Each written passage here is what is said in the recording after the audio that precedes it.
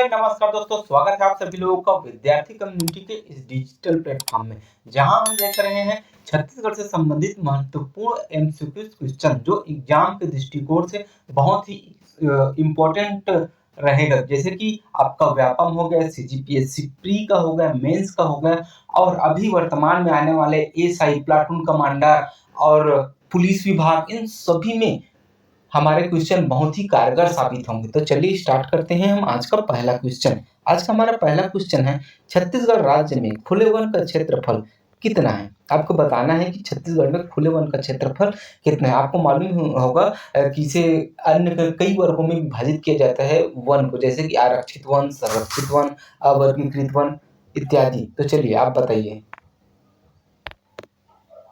इसका सही आंसर है इनमें से कोई नहीं। चलिए देखते हैं हम इनमें से कोई नहीं क्यों है। क्योंकि 4952 ये भी नहीं है, ये भी नहीं है और ये भी नहीं। इसका सही आंसर जो है वो 16,370 वर्ग किलोमीटर है। आप लोगों को पता है कि पर्यावरण के दृष्टिकोण से वन को 3 भागों में बांटा जाता है: अत्यंत सघन वन, अत्यंत सघन वन, सामान्य सघन वन, खुला वन। 3 भागों में और फिर आ जाता है कुल वन। तो अत्यंत सघन वन का जो क्षेत्रफल है वो 7,068 वर्ग किलोमीटर है। वही सामान्य वन का जो है वो 32,279 वर्ग किलोमीटर है और खुला वन का आपको बताया ही हूँ 16,370 वर्ग किलोमीटर। तो दिए हुए ऑप्शन में ये 16,370 वर्ग किलोमीटर कहीं भी नहीं है। तो इसका सही आंसर हो जाएगा इनमें से कोई नहीं। चलिए आगे बढ़ते हैं। हमारा नेक्स्ट क्वेश्चन है, छत्तीसगढ़ राज्य में कुल कितने औद्योगिक वन परियोजना मंडल स्थित है? चलिए बताइए, 2, 3 या फिर 6 या फिर 9।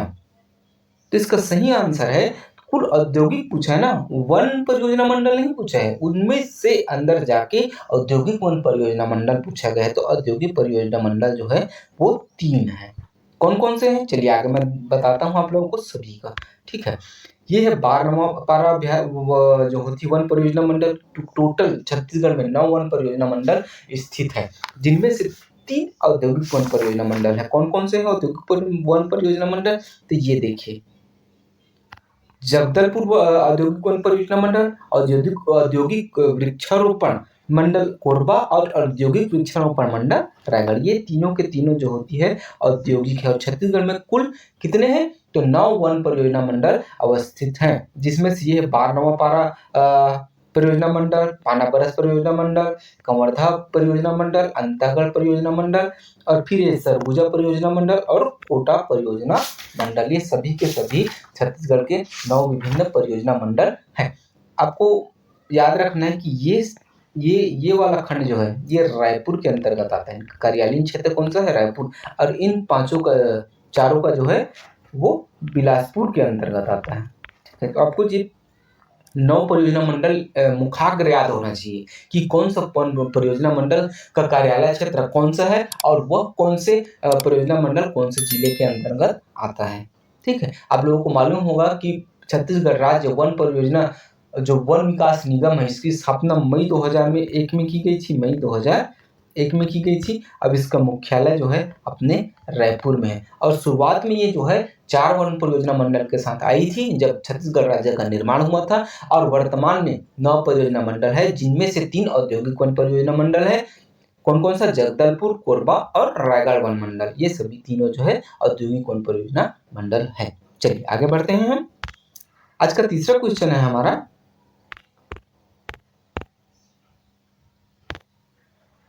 प्रदेश में अनुसूचित जाति लिंगानुपात कितना है? 1025, 1028, 994 या फिर 993। चलिए बताइए आज इसका आंसर आप लोग। तो इसका सही आंसर जो है 994 है। ठीक है, चलिए आगे आप लोगों को बताता हूं मैं। छत्तीसगढ़ में कुल लिंगानुपात का मतलब होता है कुल 1000 पुरुषों में महिलाओं की संख्या। तो छत्तीसगढ़ में जो है 1000 अगर पुरुष है ना, तो उनमें से 991 महिला है। वही अगर हम अनुसूचित जनजातियों की बात करें तो अनुसूचित जनजातियों में 1000 पुरुषों में 1020 महिलाएं हैं।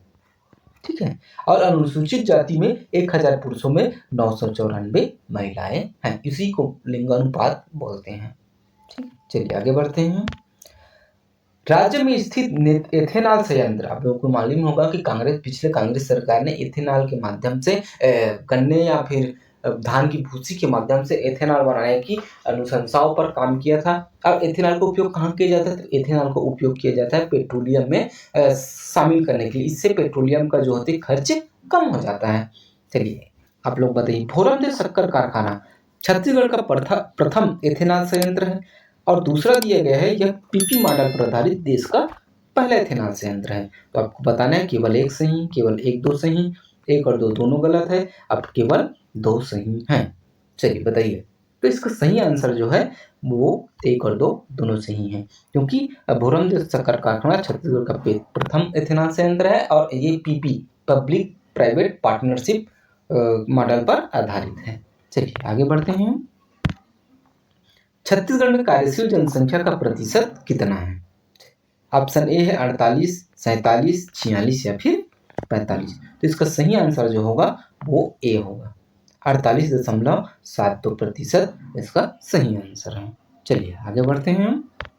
छत्तीसगढ़ में प्रशासन की आधारभूत इकाई क्या है? आपको क्वेश्चन को ना एकदम डीपली पहले पढ़ना है, फिर आपको ऑप्शन को अच्छे से पढ़ना है, तब जाके आंसर देना है, क्योंकि इसमें आपको मैं बताऊंगा। चलिए, पहला जिला, बी है आपका ग्राम, सी है आपका विकासखंड और डी है आपका तहसील। तो आधारभूत इकाई जो है वह जिला होती है और सबसे छोटी इकाई जो होती है वह ग्राम होती है। तहसील को आपको पता ही होगा, विकासखंड आपको मालूम ही होगा।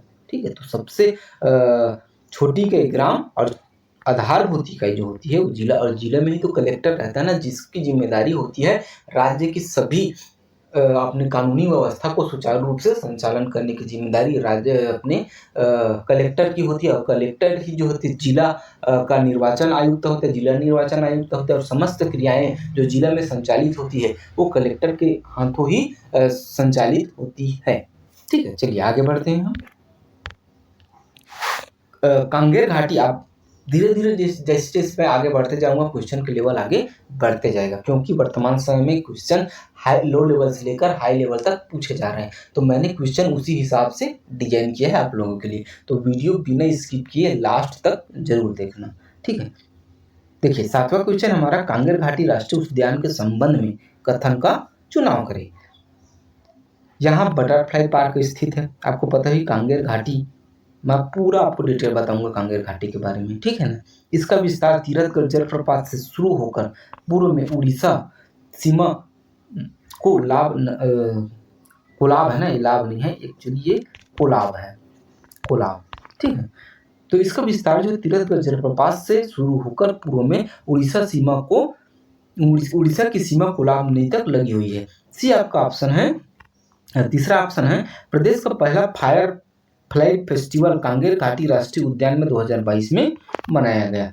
और चौथा दिया है, कांगेर घाटी में रिसस बंदर, रिसस है ना, रिसर्च नहीं है, रिसस बंदर व उड़न गिलहरी मिलते हैं। आपके ऑप्शन है 1 2 2 4, 1 2 3 4 और 1 4। चलिए बताइए। तो देखिए, चलिए मैं ही आप लोगों को बता देता हूँ, बनाने की कोशिश। यहाँ पर बटरफ्लाई पार्क स्थित है, बिल्कुल है। ये कांगेर घाटी राष्ट्रीय उद्यान में क्या है, बटरफ्लाई अवस्थित है। ठीक है, दूसरा दिया है, इसका विस्तार तीरथगढ़ से लेकर उड़ीसा के कोलाब नदी तक है, बिल्कुल सही है।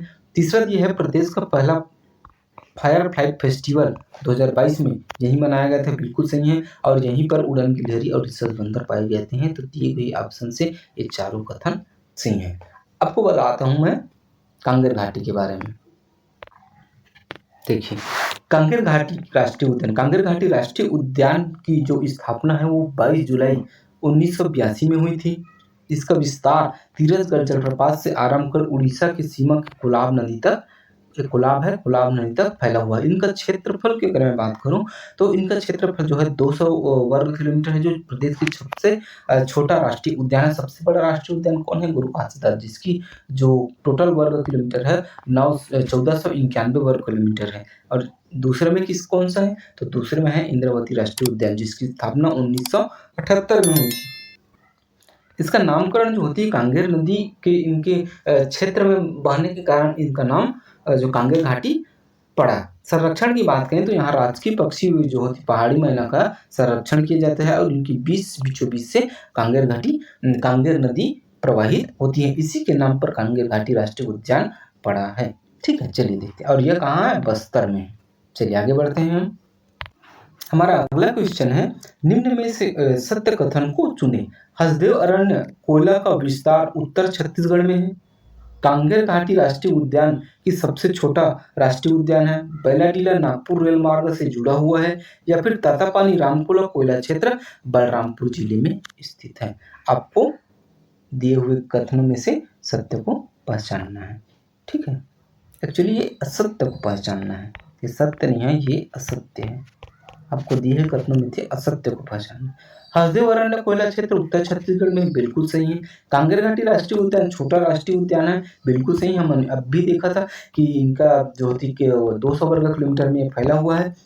और डी देखिए, तातापानी रामकोला कोयला क्षेत्र बलरामपुर में, बिल्कुल तातापानी जो होती है बलरामपुर में है। बैलाडीला जो है नागपुर रेल मार्ग से जुड़ा हुआ है, जबकि ये गलत है। बैलाडीला आपके विशाखापट्टनम बंदरगाह से जुड़ा हुआ है, जिससे बैलाडीला की अगर बात करें तो यहाँ पर छत्तीसगढ़ के सर्वोत्तम किस्म की जो होती कोयला की प्राप्ति होती है, जिसे एंथ्रासाइट बोलते हैं। और वह जो होती है विशाखापट्टनम बंदरगाह के माध्यम से जापान को यह निर्यात की जाती है। ठीक है, तो ये आपका ऑप्शन गलत है, तो इसका आंसर ये हो जाएगा। चलिए आगे बढ़ते हैं। अगला क्वेश्चन है हमारा, छत्तीसगढ़ की कृषि के संबंध में निम्नलिखित कथनों में से कौन सा कथन सही नहीं है? आपका सही नहीं है उसको बताना है। छत्तीसगढ़ में खरीफ एवं रबी फसलें उगाई जाती है। छत्तीसगढ़ का मैदान राज्य का सबसे अधिक उपजाऊ क्षेत्र है।